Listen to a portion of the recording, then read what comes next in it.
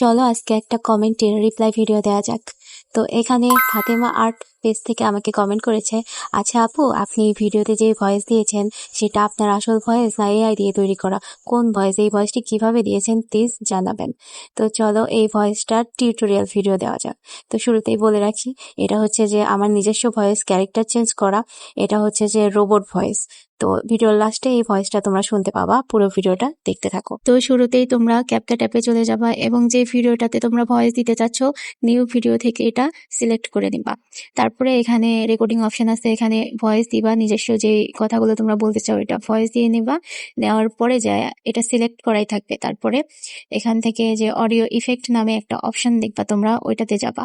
যাওয়ার পরে ওখানে ভয়েস ক্যারেক্টার নামে একটা পাশেই দেখবা ভয়েস ক্যারেক্টার নামে একটা অপশন থাকবে, এখানে যাবা। তারপরে এই যে নিচে দেখবা তোমরা টেক্সটার নামে একটা অপশন দেখতে পাবা, ওইখানে যাবা, ওইটা ক্লিক করবা, কিছুক্ষণ টাইম নেবে। তারপরে দেখবা তোমাদের যেই নিজস্ব ভয়েসে তোমরা যা বলছো এটা কমপ্লিটলি রোবট ভয়েস হয়ে যাবে।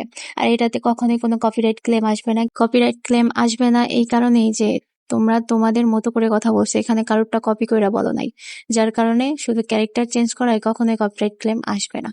তো এরকম টিউটোরিয়াল ভিডিও পেতে অবশ্যই আমার চ্যানেলটি ফলো এবং সাবস্ক্রাইব করে পাশেই থাকবা।